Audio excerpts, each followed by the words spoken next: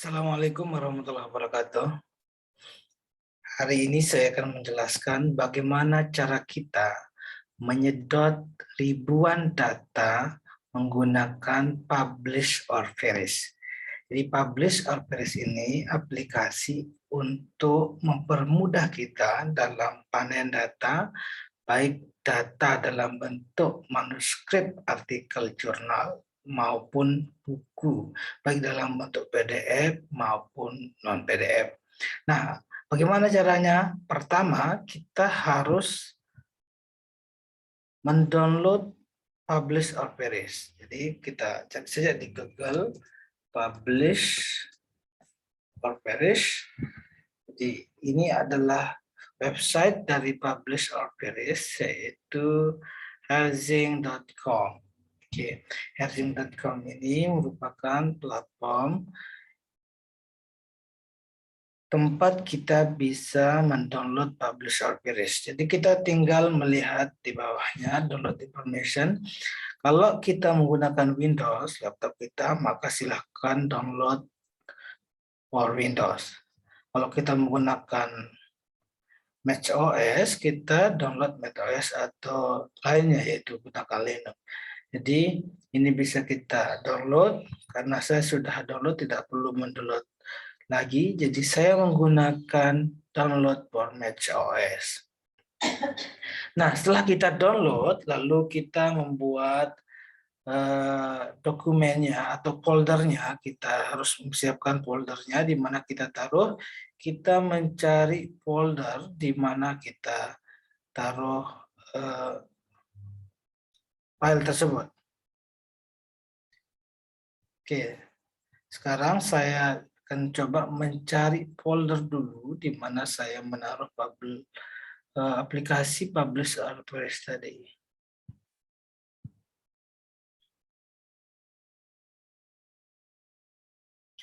Iya, ini Publish or Vanish.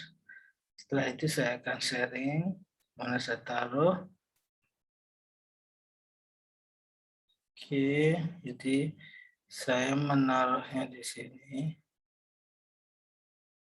Oke, teman-teman, sekarang saya akan tunjukkan saya sudah membukanya, yaitu di sini ya, Publish or Vanish.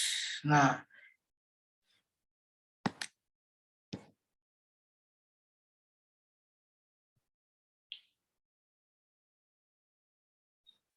ini adalah model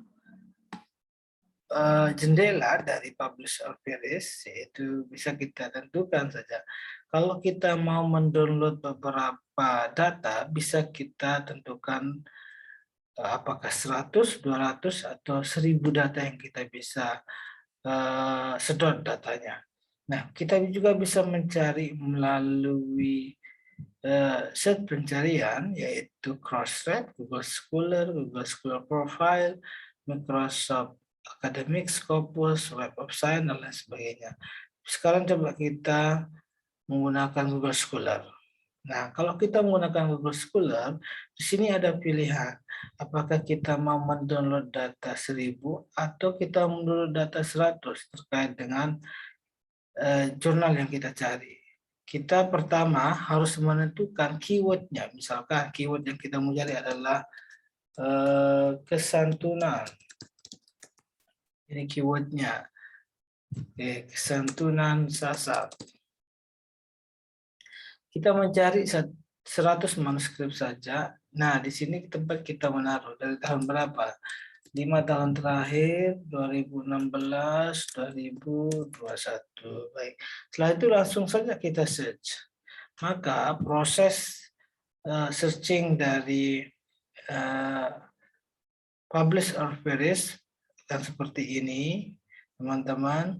Jadi tinggal kita menunggu beberapa menit saja, maka data ini akan terkumpul di Publish or Vanish sehingga nanti kita bisa gunakan untuk menganalisis dan menambah referensi kita dalam menulis literatur review, atau kita bisa nanti mengekspornya ke post viewer yang nanti akan saya jelaskan kemudian.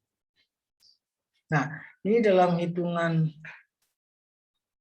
Oke, kita sudah mendapatkan 100 judul dari sedotan data tadi, yaitu tentang kesantunan Sasak. Jadi ini berarti kan ada yang untuk PDF, ada yang dari jurnal bereputasi, ada jurnal dari Sinta, ada juga jurnal dari yang hanya memiliki ISN.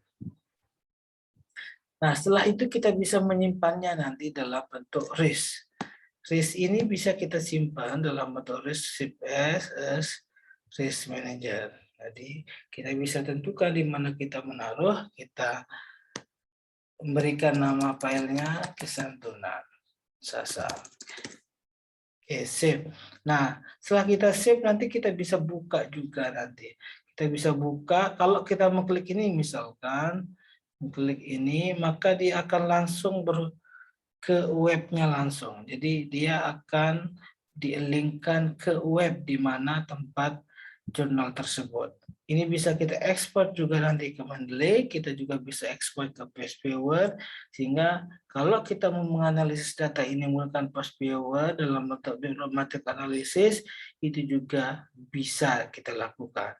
Nah, inilah cara menyedot data dengan cepat, mudah, dan gampang, sehingga kita tidak perlu bekerja 3, 4, 5 jam hanya untuk mencari jurnal yang sesuai dengan keyword yang kita inginkan. Dengan menggunakan publish or finish, dia membantu kita untuk menemukan keyword yang kita perlukan, data jurnal yang kita gunakan untuk menulis manuskrip artikel kita.